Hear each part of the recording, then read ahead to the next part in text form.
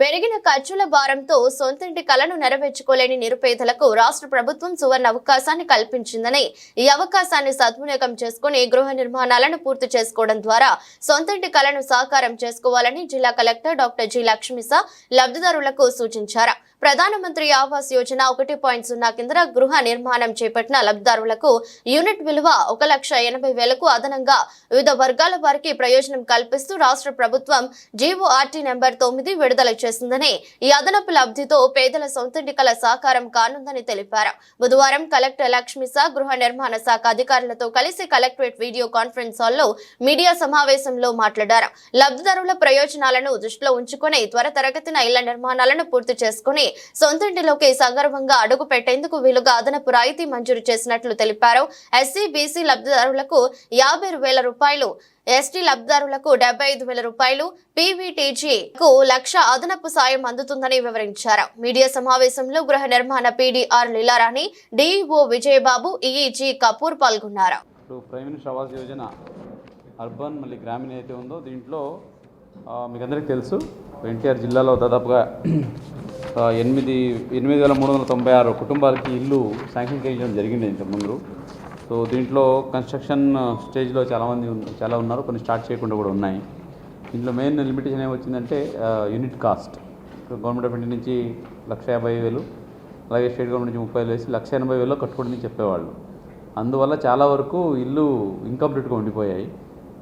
ఆ ఇన్కంప్లీట్గా ఉన్నవన్నీ కంప్లీట్ చేయడానికి రాష్ట్ర ప్రభుత్వం మంచి ఉద్దేశంతో ఈ మధ్య ఒక జీవో జారీ చేశారు. దీంట్లో జీవోలో భాగంగా ఎవరికైతే హౌసెస్లో ఈ ఎస్సీ కులాలకు చెందిన వాళ్ళు ఉంటారో ఆ బెనిఫిషరీస్కి అదనంగా 50,000, అంటే ఈ 1.8 lakhs అదనంగా ఇంకా 50,000 కూడా ఇవ్వడం జరుగుతూ ఉంది. అట్లాగే ఎస్టీ కుటుంబాలకి 75,000 అదనంగా ఇవ్వడం జరుగుతూ ఉంది. ఇక బీసీ కుటుంబాలకి 50,000 ఇంకా అదనంగా ఇవ్వడం జరుగుతూ ఉంది. అలాగే పీవీటీజీస్ కనుక అయితే ప్రిమిటివ్ ట్రైబల్ గ్రూప్స్ అయితే 1,00,000 అదనంగా ఇవ్వడానికి జీవో పాస్ చేశారు. దీన్ని ఇప్పుడు మన జిల్లాలో అమలు చేయబోతున్నాము. ఈ జీవో కింద మన జిల్లాలో ఎస్సీస్లో 3,822 మంది బెనిఫిట్ పొందుతున్నారు. అలాగే ఎస్టీస్లో 556 మంది, అలాగే బీసీ కులాల్లో 4,018 మంది బెనిఫిట్ అవుతున్నారు. ఇది ఒక మంచి కార్యక్రమం. దీనికి ప్రతి గ్రామాల్లో కూడా మనము అవేర్నెస్ క్రియేట్ చేయాలి. ఎవరైతే ఆర్థిక స్తోమత లేకుండా స్టార్ట్ చేయలేకపోతున్నారో వాళ్ళకి మోటివేట్ చేసి చేయించాలి, ఇల్లు కన్స్ట్రక్షన్ మొదలు పెట్టాలి.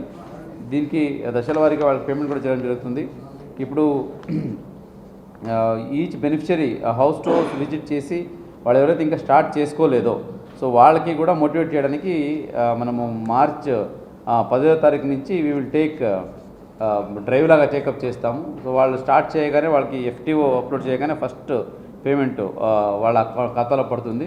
సో అలాగే దశల వారీగా ఇప్పుడు బేస్మెంట్ లెవెల్లో ఉండి, అలాగే రూఫ్ లెవెల్లో ఉండి, అలాగే రూఫ్ కాంక్రీట్ లెవెల్లో వచ్చినప్పుడు దశల వారీగా వాళ్ళకి అమౌంట్ కూడా పడడం జరుగుతుంది. ఇది మంచి అవకాశం కాబట్టి ప్రతి ఒక్కరు ఈ అవకాశాన్ని సద్వినియోగం చేసుకొని దయచేసి అందరూ ఇల్లు కంప్లీట్ చేసుకోవాలి.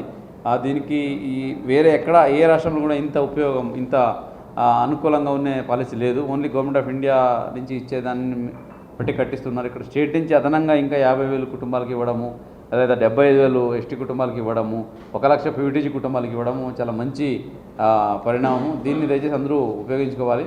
సో అందరూ అధికారులు ఫీల్డ్ లెవెల్లో, ముఖ్యంగా ఇంజనీరింగ్ అసిస్టెంట్స్, మీకు అందరికీ తెలుసు ఏ బెనిఫిషరీస్ ఏ ఊర్లో ఉన్నారు, ఎవరెవరు కట్టలేకపోతున్నారు అన్నది.